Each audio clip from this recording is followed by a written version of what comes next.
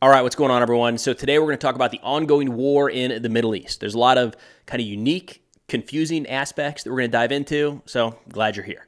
Now, this video is going to have chapters. You can check those out in the description below. There's also no sponsor on this video, but know that anytime you do see a sponsor in a video, that money is going directly to help fund our Substack. So we brought on a handful of writers, researchers, analysts to put together a variety of subjects, articles in their area of expertise. So Substack is kind of like a mix between a newsletter and a website. You can go to the website and check this stuff out, or sign up and get these articles emailed directly to your inbox. The articles that these guys are writing are free.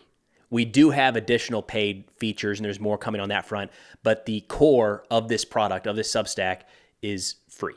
So if you want to check that out, what we've got recently is an article about new air defense technologies, state-sponsored killings, Starlink, kind of what it is, how it's being used in Ukraine, and what this means for the future of warfare. And then the most recent piece talking about Nigeria's deteriorating security situation and the impact that could have across Africa as well as around the world. Again, all of that, those articles are all free, always will be free, and they're linked in the description below. Now, starting with the Gaza Pier construction. This is something that President Biden announced a while ago as a way to bring in more humanitarian aid to the Palestinian people, and it's just slow. It sounds like right now construction has begun. We've got some pictures of a platform that's going to be used in this capacity, but a couple things here. The U.S. and their allies have been dropping humanitarian aid via aircraft over Gaza for some time now, nearly daily airdrops, but there's only so much you can bring in via air. So the idea here was to construct this pier, and you can bring in more commercial vessels, and we'll get to the plan on how that's going to work here in a second. A much higher volume of humanitarian aid can be brought in on a near continuous basis. That takes time. Not just the construction of the pier, but getting the people, the U.S. Navy resources from the United States over to Gaza to build this thing takes a while. It's a relatively small ship that set out to do this, and it just takes a long time to get all the way from the United States to Israel. It does sound like, and we got some pictures I want to share here in a second, it sounds like they expect this operation to at least be underway, as in humanitarian aid being offloaded the first week of May. I'm recording this on May 1st, so sometime in the next 7 to 9 days, maybe at the latest. We'll see. So again, pictures of the construction here showing these U.S. sailors out there in the middle of the ocean. And I just wanted to show this to highlight, like, this is crazy, right? There's so many capabilities in the U.S. military. I feel like we lose sight of how impressive they are, and just great work by the young U.S. service members here out there, away from their families, away from their homes, technically putting their lives at risk in a lot of different ways. One, building a pier in the middle of the ocean. It's not like that's an entirely safe endeavor. And then as we get into here in a second, there is going to be, of course, a risk of some sort of hostile fire as they move closer to the Gaza shoreline. So just, shout out to the American forces over there doing their job away from their families, away from their homes, to try to bring more humanitarian aid to the people of Gaza. So it sounds like the plan, as this is going to play out, commercial ships are going to be able to bring a lot more aid into Gaza than airdrops or trucks. However, commercial ships cannot dock right off of Gaza. It's not deep enough. So what the plan is, according to the U.S. military, is that commercial ships are going to be loaded with humanitarian aid in Cyprus, likely investigated and searched at that point. Israel is going to be the one conducting those searches and making sure that it is humanitarian aid coming in, not military aid, right? That kind of thing. Once it gets, and then that ship is going to sail to this floating platform that is now off the coast of Gaza. That floating platform that I just showed pictures of is what these big commercial ships are giant is going to dock next to. They will then be able to offload pallets onto the back of semi-trucks, and those trucks will then drive onto smaller ships that will be able to sail forward until they can dock next to this pier that is going to be constructed attached to Gaza. So there's multiple phases involved in this. It's not quick, and it's not as fast as a major ship pulling right up to the coast of Gaza. There's a whole series of events that have to take place, but it's moving in the right direction. It sounds like it should be underway here in the next week or so. Now, that last causeway is about 550 meters long, so that is the point where the smaller ships will offload the aid. There's no indication at this point that the U.S. will be involved in that. And then that aid will be driven into Gaza, likely inspected again, handed off, however it might be. There's no indication that U.S. forces are going to be involved with that. And I'm bringing this up because there's been a lot of talk recently about how the U.S. forces are going to be at risk in this operation. And there is a risk. I don't want to write it off entirely, not by a long shot. And, just last week, there were mortars fired at this staging location on the beach where the pier construction is happening. Doesn't appear that there was any significant damage, but it shows that that is, of course, well within range of Hamas firing points, because they're mobile firing points and can maneuver through a fair amount of Gaza still at this point. Now, to talk about the risk to U.S. forces here, I'm not entirely sure how the process is going to go to connect the pier to shore. It's likely that there's going to be U.S. forces involved in that specific activity. However, once the pier is constructed and in place, I would not expect U.S. forces as of now to be heavily involved with the offloading of equipment close to the shoreline. So if we look at the distances here, that pier is 550 meters. That's going to be the end where the smaller ships unload. No U.S. forces there. Those smaller ships are sailing from this platform. There might be U.S. forces there, but at this point, you've got to be talking about, a kilometer or more away from the shoreline. Hamas and Hezbollah certainly do have capabilities to range that. It is possible they could be struck. That might be a better topic for a later video, talking about some of the capabilities of these forces, because it gets into a lot of nuance there about what they could use, and then the force protection that's going to be in place by Israel and the United States. But either ways, this kind of came up the other day in Congress when Secretary Austin came under fire, saying that U.S. forces would be authorized to return fire in self-defense if they were attacked while on this pier. It prompted people to say, wait a minute, I thought we weren't going to have troops on the ground, and this back and forth of, well, they're not going to be on the ground, they're going to be on the pier, but they still could come under fire. He's correct. They could still come under fire. I wouldn't expect at 1,000 meters away on this platform, I wouldn't expect U.S. forces to be returning direct fire into Gaza from there, not by a long shot. And there's likely going to be a pretty close tie-in with Israeli security throughout. But either way, it is no different here than it is anywhere else. U.S. military forces anywhere around the world have the right to self-defense. If they come under attack, they have the right to defend themselves and eliminate that threat. Now, continuing on with kind of military operations in and around Gaza, Rafah is kind of looming large. Rafah is the last kind of holdout, if you will. There's a couple different ways to describe this. It's an area in southern Gaza, an area that the Israeli forces really have not yet moved into in force. There have been a series of raids, a series of airstrikes, and in turn, just the way that Israel carried out this operation so far, they've generally moved from north to south, and what that's done is it's pushed a lot of the Palestinian civilians out of their homes from northern and central Gaza, and they've kind of found refuge in southern Gaza now, even further south of Khan Yunis, now in and around Rafah. That comes with what Israel is saying is also the 4 remaining Hamas battalions that are also sheltering in Rafah. So Israel's primary aim throughout this war, and they repeatedly say it, is the total elimination of Hamas, removing their military capability and their leadership, right? You can't do that if you don't go into Rafah. Hamas is not going to come out and fight somewhere else. So that's kind of where this sits right now, but there's a lot of pushback about Israel moving forward. So Netanyahu said that Israel would enter Rafah regardless of whether or not a truce for hostages deal is struck. Those negotiations are ongoing, and it's never been formally announced, but there's been some speculation that if a hostage deal is announced and all of the hostages are able to come home, maybe Israel will not move into Rafah. I'm not so sure. It sounds an awful lot like Rafah is going to happen one way or another. Now, a part of the reason for that is Netanyahu is facing some pressure domestically from some more hardline elements on the right, suggesting this is going to allow Hamas to continue to exist. We can get all the hostages back, but if you let Hamas continue to exist, we're just going to risk having this happen sometime additionally in the future.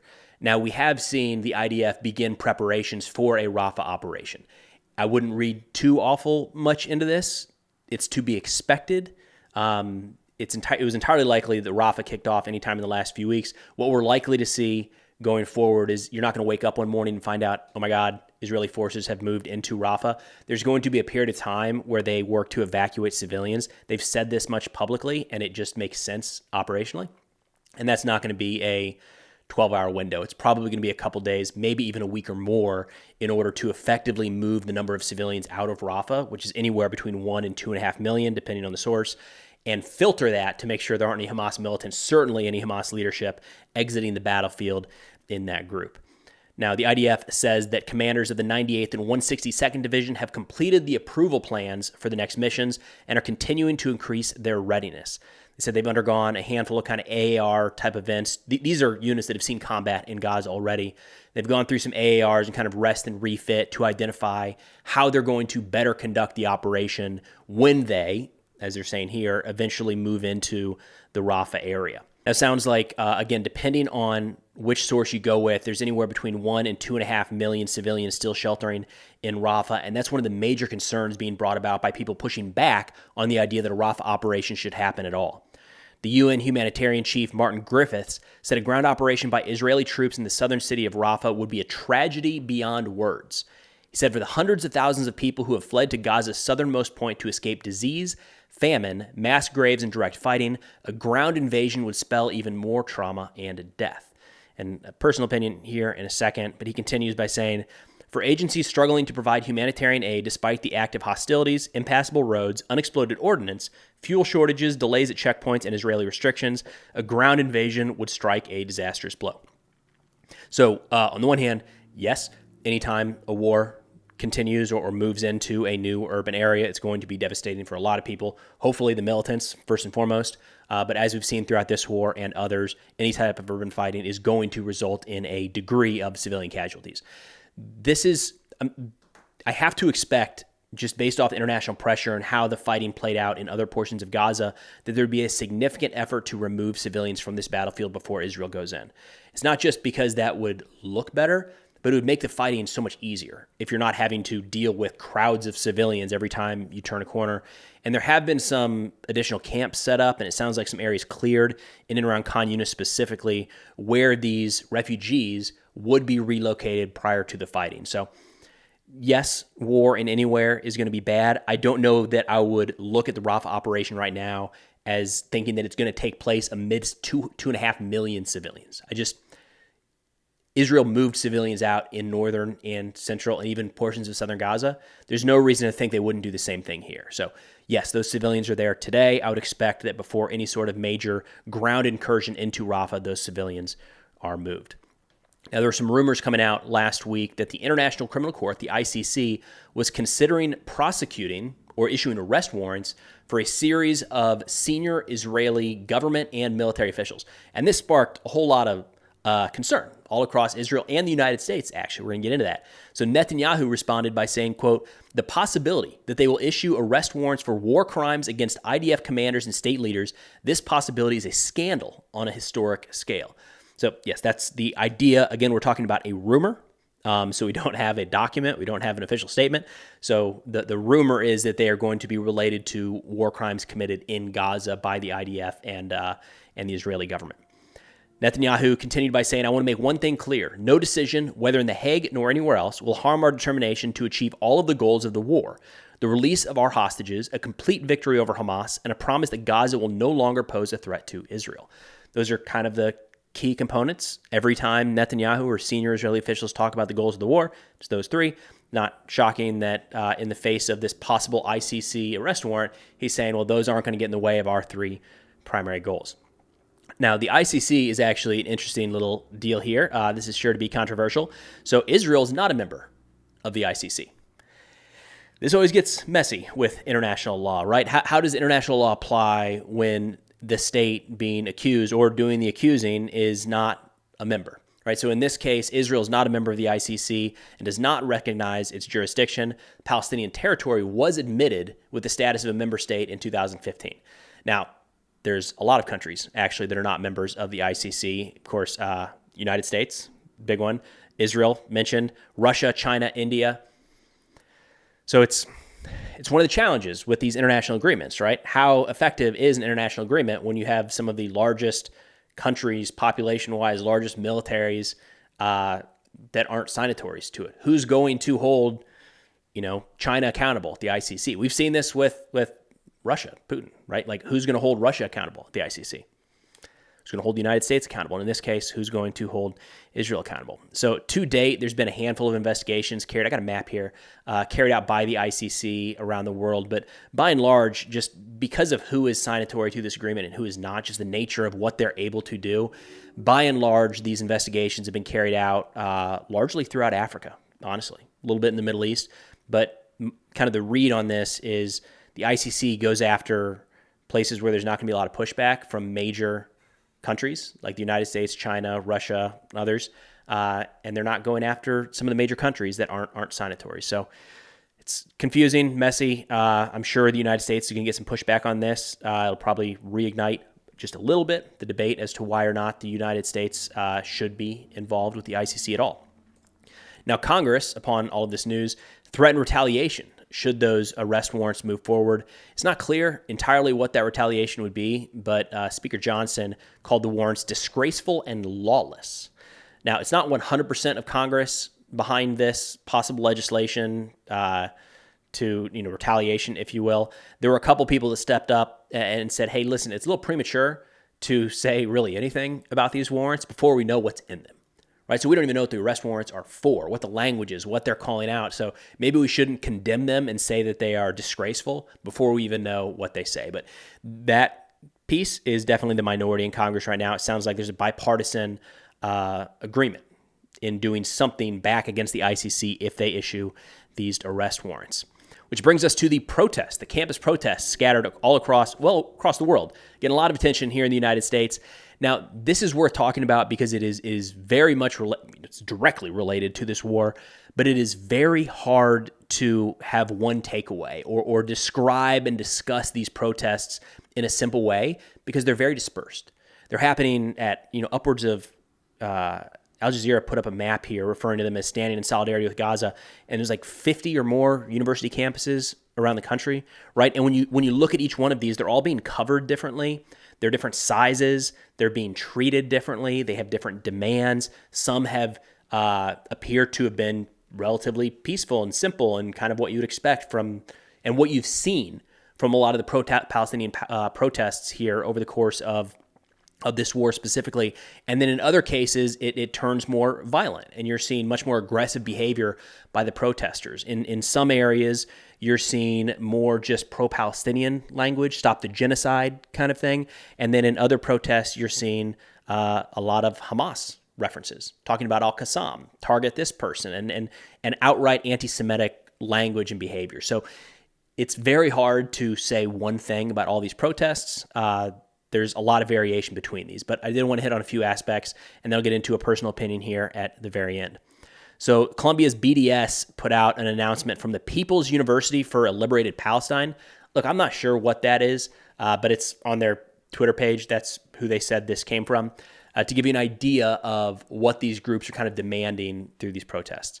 They said after 206 days of genocide and over 34,000 Palestinian martyrs, Columbia University members took back Hamilton Hall. We are honored to join the mass movement for students, workers, and comrades across the world in the fight for Palestinian liberation. Now, in looking at what they're calling for in these protests, it's a bit of a variation. Mostly, it has to do with actions that the universities can take. So it's not so much that these protests are calling for Israel to do something. They're calling for local action at their university. So it sounds like there's a fair amount calling for to boycott Israeli universities or any sort of exchange programs.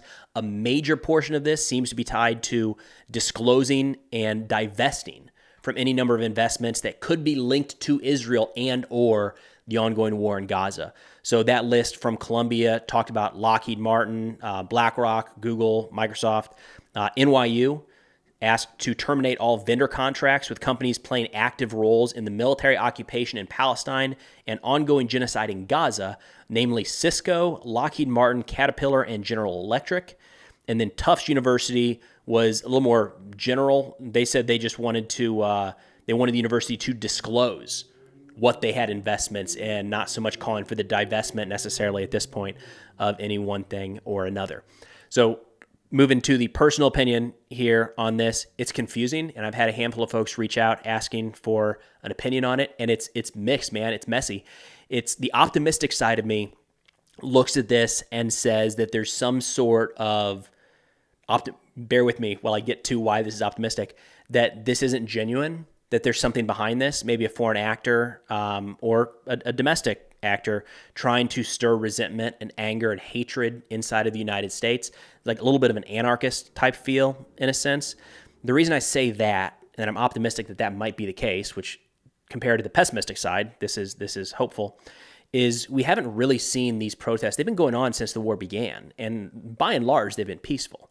By and large, they haven't even been all that aggressive. And something changed just in the last couple of weeks, and it doesn't really line up with any specific events on the ground in Gaza.